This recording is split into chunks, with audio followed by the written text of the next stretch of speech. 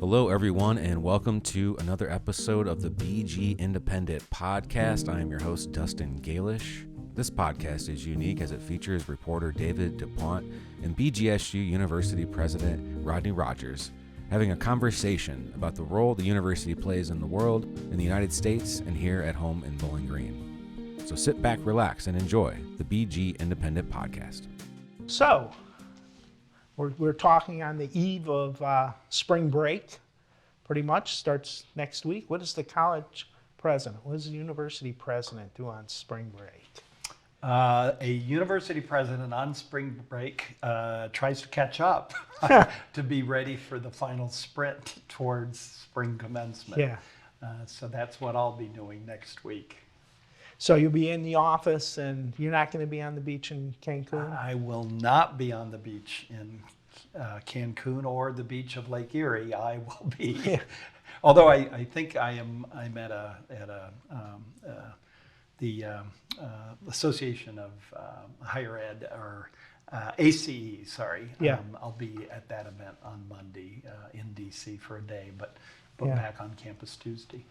Not an easy time. Probably is a time when you could probably use a break about now. College presidents are under fire all over. Harvard president resigned.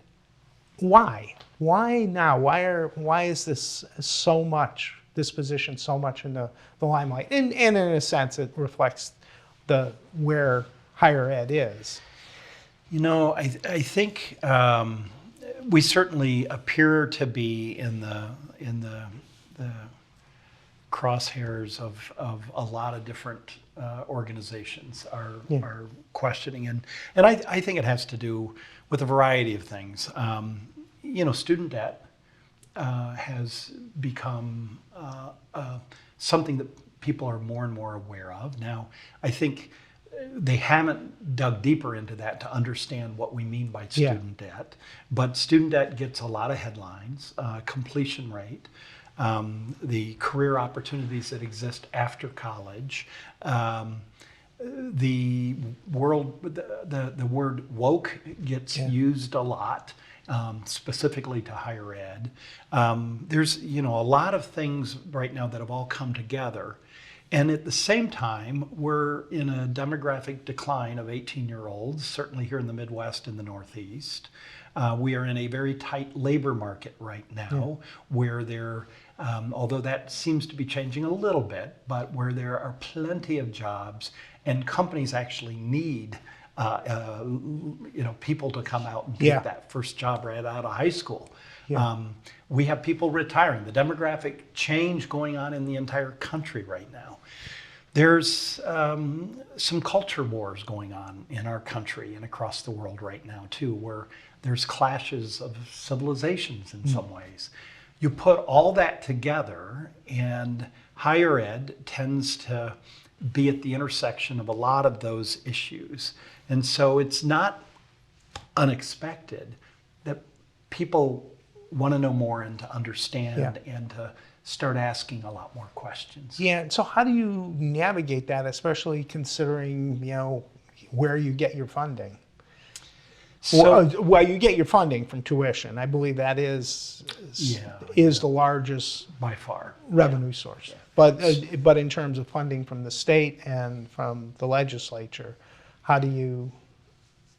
Yeah, so I think the part of the challenge of being a university president, and this isn't new. It's always been part of the challenge. You have many constituencies. Many people have asked, well, who is the main constituency for public higher ed?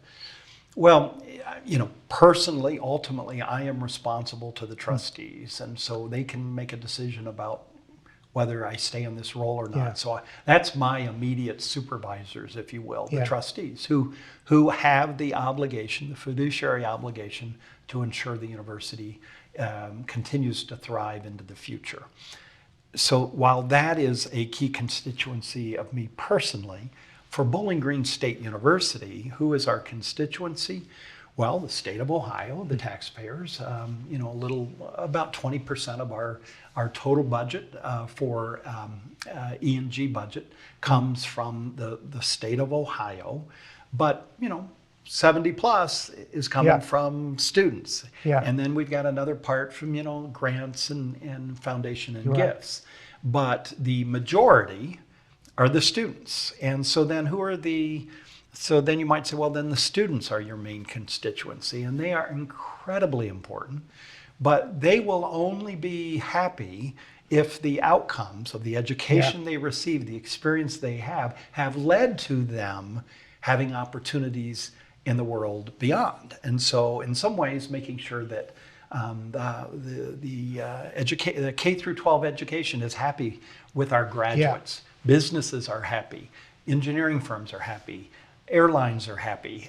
So that constituency, and then because we're a public university, I personally believe that we also have an obligation to the overall public of the state of Ohio to make sure that we're graduating students who are involved and engaged in their communities. And so, I've not named them all, but those are some major constituency. But state government, 20% is coming from state government, and so we've got to make sure that we, are being responsive to, their thoughts as well. Is that including 20%? Is that including capital funding, or is that? No, that's just operating budget for the educational and general budget. Okay. Yeah. And then, so you're looking at some significant investments in capital investments coming up. I know I've gone to the strategic plan, the master plan 2.0 meetings, and can you speak a little about what the vision for that is? Yeah, so I think master plan 1.0, and because I've been at Bowling Green for a few years. So how long have you been here? Let's see, I came in 2006. I remember very clearly meeting you for the first time. It was some conference, and I was covering for the newspaper. I was covering business for the newspaper. Okay. And meeting you and greeting me, and like we were old friends. Well, and now we are. Well, I don't know if you consider that, but I consider you a friend. Okay, but so that's quite a few years. Started as dean of business, and then was in the provost area as a provost, and then had this opportunity for the last 6+ years now. But Master Plan 1.0, when that got started, I was dean of business and served on a couple of the university-wide committees that we had back then, just like we do now. Right. And I remember Steve Krakoff. Do you remember that name? Oh yes, I remember Steve. Steve I just had so much respect for him, and April Smucker now is in that role, and I have great respect for her as well, of course. But I know Steve kind of had this vision of what this campus could become. Yeah. And so we've seen kind of the result of part of his vision and the campus's vision of what could be. And I feel like we really elevated the campus experience to make sure, and not over the top. We're a hardworking public university. Let's be honest. But we wanted to make sure we had good facilities, great learning experiences, that we took pride in our campus and how it looked, and it was a welcoming community. Yeah. And I think this historic part of our campus with the Alumni Gateway and how that leads into downtown, you saw how it really transformed that part of the campus. Master Plan 2.0 has that same opportunity, but going to the north. From where the Union is and Hayes Hall, moving north over all the way to the flight center at the airport, and then moving east out across the old College of Business, what is now Central by the library, the arts district there, and then moving out into the athletics area. We really have an opportunity now to this next comprehensive plan to really bring the entire campus together. And that's what excites me about it. Yeah, and it's interesting. I remember I spent many an afternoon wandering around campus with Steve, his showing me these. And it was interesting. We were talking about buildings, you're talking about classrooms and structures, but always at the center of it for him was students. That was always, you could always tell that we're going to do this because this is going to be good for students. Right. And it was, and if you listen to this Master Plan 2.0, and the Smith Group is who we're using to work with us, and certainly April and her team, and then the various open groups that we've had, we talk about making sure that we have the right learning space, absolutely, in the classroom, that we have the right place that will lead to students connecting and engaging and supporting each other. I'm struck. The other day I was giving a tour of the Maurer Center, and happened to stop at a table that had two students there. First-year students, they were studying on the far south side of the building in that glass area on the second floor, overlooking Falcon Health and Worcester Street. And neither were business students, but they said, "Oh, we love coming here to study." It was two nursing students, but they come here to study. It's a great connection. There's the Forehand Cafe. They can grab coffee or whatever. But it's great. And when we were designing that building, a big part of that was space where students could gather, connect, learn from each other. And we're doing the same thing, opportunities in the library, I think, to change that first couple of floors in the library to make it more of that kind of space. They've done great work already, but I think we can even elevate that work. You think about some of the changes we need in the School of Art in that facility. And then the science corridor. The growth that we've seen in our kind of overall enrollment, with adding the healthcare, the nursing, and physical therapy now, that's really given a lift to exercise science and kinesiology and those undergrad majors. And then the growth we're seeing in our engineering and manufacturing and systems and software engineering, we're attracting more students interested in the sciences. And so making sure that we have that kind of facilities, both the research facilities, because at a place like a Bowling Green, we're committed to being a research university. But what we know is if we can leverage that great work to enhance the undergrad experience and certainly support the graduate experience, graduate student experience is absolutely so important. You mentioned earlier the demographic shift. It seems like you're doubling down on we're going to continue to be a residential undergrad research institution. What gives you faith that that's the direction the university should go? So I believe that at the core of a robust and full collegiate experience, the core of that is very strong academic programs. We are absolutely committed to inquiry, to critical thinking, to developing one's intellectual growth, and discovering new knowledge. I mean, that's a core of any university. But what we also know is what goes on outside that classroom, what goes on outside that great lecture or that great discussion that a professor is leading. What goes on outside that is how we humans develop. We practice our soft skills, which are really hard skills, quite honestly. We practice our soft skills of learning how to get along with someone else, how to be respectful of perhaps another person's opinion, how to be maybe curious about their background, how to help lead groups. All of that certainly can go on in the classroom, but it's certainly enhanced when students are given a chance to be fully immersed and engaged. And so this residential experience where people are coming from all the counties in Ohio and I don't know how many different, 28 different states that we have represented. They come here, and I don't know how many countries, they come here to live and learn together. There is great value in that community. I was a kid, I grew up in Ohio in a small town. I don't know if I really thought this, but maybe I thought the whole world evolved around this little town in Ohio, because that's where I lived my entire life. The town was Kenton, Ohio. Kenton. K-N-T-O-N. Yeah. And so, 10,000 people. It's the county seat. It's a small county. It was a great community. I had a great experience growing up there. But we all kind of knew everybody, and you all kind of had similar kinds of beliefs. You go off to college, you meet people from like other communities, from big cities, small towns, other states, other countries.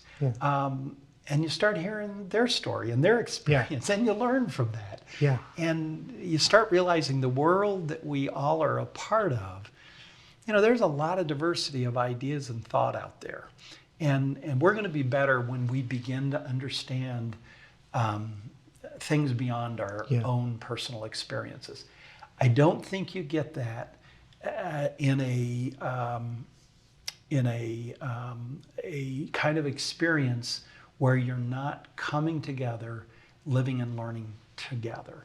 That's why I believe it is absolutely critical that option is available for students, because I think it leads to a higher level of education.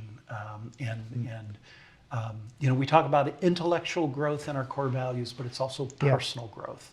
It's who we are as humans, as people.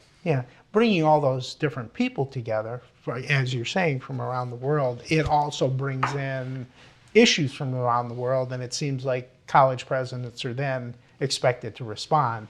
I think the most recent, the most tragic is the war in Gaza. How do you balance that? I think you issued a statement early on. I think, how do you balance the different constituencies? Yeah, that is very difficult. I think it has become one of the more difficult parts of these roles, because what you want to balance is you're thinking about all the members of this community, and that's our students, certainly. It's our faculty and staff, right? And then the families of those students, and the families of the faculty and staff, and the community that we reside, and the state in which we are, and the country in which we are. And so but at the core is this community that we have here in Huron, Ohio, and in Bowling Green, Ohio, at our two campuses. And so what you're trying to do is communicate to the campus, kind of just remind people of what our core values are as a community, and to make sure the community is aware of all of the support and the ways in which we are here to support each member of the community. And so, I'm not sure there's ever, I think whatever decision I've learned early on in this job, regardless of the decision, there are those that are going to be critical of it, and there are those that will be supportive of it. And so you'll never get you'll never make a statement or make a decision or say something or not say something that's going to be met with universal support. You'll always see some agreement or disagreement. But reminding people of our core values and making sure they're aware of the support that is available is key. And providing that support for all the people, all the variety of people, that's led to, the diversity, equity, and inclusion efforts. And those suddenly are one of the things that politically have come under fire. What do you make of that, of the criticisms of those? So I think in my experience, when I'm speaking with politicians on this issue that have been most critical about DEI efforts, when you ask them about the idea of ensuring that there's opportunity for all. They don't disagree with that. Yeah. Absolutely. Whether that there are support to ensure that you are supporting all the members of your community to be successful. They don't disagree with that. I think their perception is that there are certain groups of students that are receiving more support than other sorts of students. And so part of that is demonstrating all the ways that we are supporting members of this community. And there are certain members of our community where they may be a very small minority that we want to make sure that they know, because by gazing out across our community and looking at how we're organized and all of those sorts of things, you may not realize the support that is available for all of our students. And so there are programming that we do to make sure certain groups of students understand the support that's there. And so we have an Office of Multicultural Affairs, but we also have a Veterans Office. We have programmings around first-generation students. We have programming around the Thompson Working Family Scholarship Program. Diversity comes in a variety of ways. And I think one thing that has made,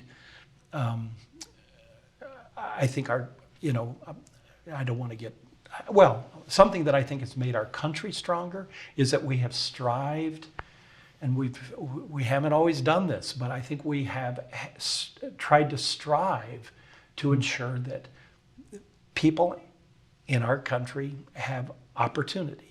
And at least that's what I hope we are striving for.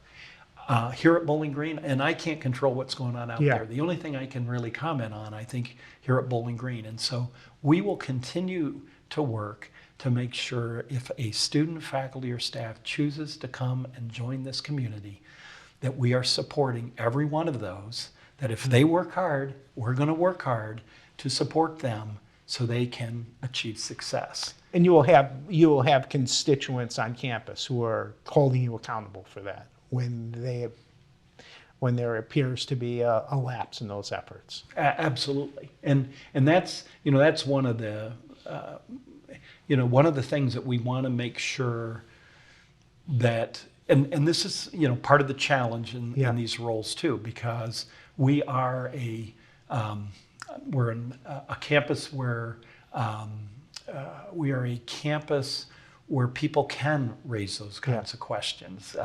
We have mechanisms where that occurs. And one thing we haven't touched on is if you look at the trust in higher ed, it's declining. Right. It is in journalism too. So well, it is. And actually my comment on that would be, but if you look at all the institutions, it's declining. Higher ed is still the fourth highest of institutions that people trust. It's declined a lot, but so is everybody. The only one that maybe hasn't is Congress is still single digit. It has been for a long time. They have no place to go. It's not much lower, right? Okay, I'll say that. Yeah. Okay, but the decline in trust in institutions, civilized societies depend upon trust. So I worry a great deal about the declining trust in all institutions. So we need strong journalists. We need to trust that journalists are trying to get at the truth, to understand complicated issues. So I bring it back to the university. So how do we rebuild the trust? It's got to be open, transparent, be willing to debate topics. But I would just ask to make sure that both sides are honestly trying to debate and understand the issue, and nobody's grandstanding on either side. Because I worry if we can't begin to rebuild some of the trust in the institutions, what's the future of civilized society? Right, and it seems to me that a lot of that happens in the liberal arts. That I think there is some feeling that with the buildup of the the STEM fields, buildup of nursing, aviation, engineering, that maybe the liberal arts are getting left behind?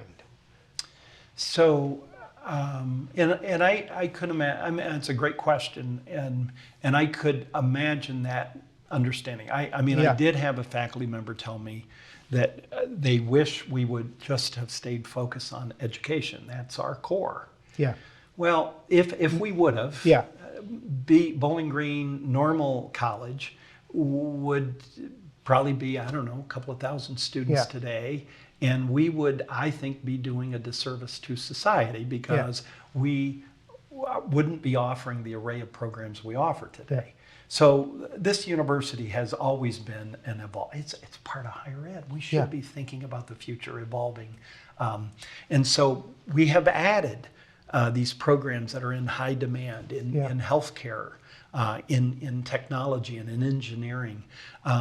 Those are important sectors of this the world we have. It is really important, though, that we are graduating nurses and engineers and aviators and accountants that have an understanding of a broader world than just how to fly an airplane, or design a circuit board or do a lab test. So we, this idea that we don't believe in the liberal arts. Our general education curriculum is the foundation of all the majors. I think we can make some improvement in that. I don't think we have been as intentional as we need to be. There are certain soft skills, if you will, the critical thinking, the communication, all of those important skills that employers have told us for the last 100 years, these are the core principles we want our core characteristics we want our graduates to have, our new employees to have. But maybe I think we can be more intentional in developing those kind of competencies, so skills in our gen ed. But I will also say it's beyond just gen ed. We've got to make sure that we continue to offer, we have a very large psychology program, for example. We have a very robust creative writing program. We have a very strong music college. We have a large school of art. Those are other parts of civilized societies that if we give up on understanding our humanity, it helps us understand our humanities. Humanities is because they're human. It's people. We need to have those individuals as well as the engineers, the accountants, the teachers, the physical therapists, the nurses. We need journalists. Society is not unidimensional. We need, and we can't forget about those other aspects of the society we live in, because these items are getting more attention right now. There's a shortage of teachers and nurses. So we all should be teachers and nurses. Well, no, what we need is to make sure we're educating enough teachers and nurses to meet the needs of society. But we can't forget about other parts of society that makes us who we are. And that's, you see that to wrap up, that's sort of all part of the future that you see of Bowling Green. Do you see it is. So, I'm a music undergrad. My undergraduate degree was in music, and I tell people, well, that is obvious preparation to be a college president, right? No, I had never even thought I'd be in this kind of position. I think the things that I probably learned in that role, though, or in a music degree, which was a heavy liberal arts experience, is I took an elective in English on the beat writers, and of that era of pre-Vietnam and during Vietnam, and that whole era of what the country was going through. And the Jack Kerouac, and you read those authors, that gave you a glimpse into the society that existed in this country then. There's some similarities what we're having now, and so there's connections that get made. So my where I think we can do better in the liberal arts is helping students be more intentional in making those kind of connections. Yeah. As a side note, can I go on for a little bit more on that? I had a nursing student tell me the other day, she's a senior, will be graduating, and I asked her what other classes she was taking, and she said, well, I picked up a ceramics class. She said, I just needed to fill out my schedule, and I'm really enjoying it. And I asked, well, are you enjoying it? And I said, what are you learning from that? And she goes, well, I mean, ceramics, it was fun to do. Yeah. I've met some people. Oh, could you ever use that in nursing? Could you see how that could ever be used in nursing? She goes, no. And I said, well, what if you had a patient someday that was really into the arts? I mean, and you struck up this conversation around ceramics. Yeah. Oh, maybe I could get a better insight into my patient. Yeah. Maybe I could. And then she started riffing on that a little bit more about, well, and then the conversation was over, walked away. About a week later, I saw her. She came up to me on campus and she said, I've been thinking about what you said, and I've been thinking about these other classes I've been taking, and I think I can connect a lot of dots here. Wow. And so, well, that's wonderful. So this idea of intentionality, I think we could do a much better job at that. Okay. Thank you very much for connecting the dots for us here and for taking the time. I know you're very busy, and for giving us the time to just sit and talk. Yeah. Well, thank you for asking those questions. And just to be clear, I have no. Higher education, the importance of public higher education for our state and our country is incredibly important. I want to make sure that I do whatever I can do to help advocate and to remind our state and nation how important public higher education is. It is helping people. It's changing lives. It is making our country better. There was somebody who wrote an article, I think it was either in the Times or New York Times or the Wall Street Journal, I'm trying to remember, but it was basically blaming higher ed for all the world's problems, literally. I mean, it listed all the problems. I don't know if you can blame us for everything that's going wrong in the world, but if you're going to blame us for that, then you give us credit for all the things that are a little bit better. People are living longer. We have fewer people in poverty. We have reduced, if you're going to blame us for everything, give us credit for everything. The truth is, you can't blame us for everything, and don't give us credit for everything. The truth is, it's somewhere in between. But I think public higher ed, through its education and its research, has made our country a little bit better. And if I can leave one last thought,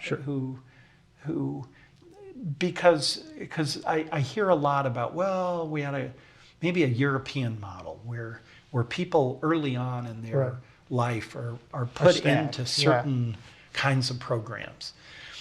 I don't believe college is for everybody. It isn't, right? There are other ways in which one can lead a successful and meaningful life. College isn't for everybody. I want to state that.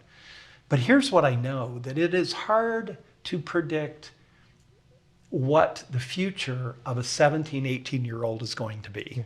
It is hard to know the success they're going to have or their ability to make a difference in the world. It's hard to know that at that age.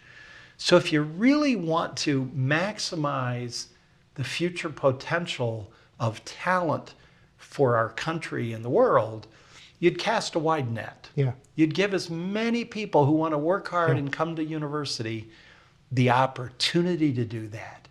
And out of that could come a next great filmmaker or a writer, but also maybe a scientist that's going to discover the cure to name the disease, or to create a new technique of whatever. We've got to cast a wide net in this country if we have a dream for continuing to improve the human condition. Thank you very much. Thank you. BG Independent News is made possible with support from people like you. Help keep news in Bowling Green free and accessible to everyone by becoming a contributor today. Visit bgindependentmedia.org/support to help Bowling Green's best source for local news, arts coverage, reviews, opinions, campus information, and community updates.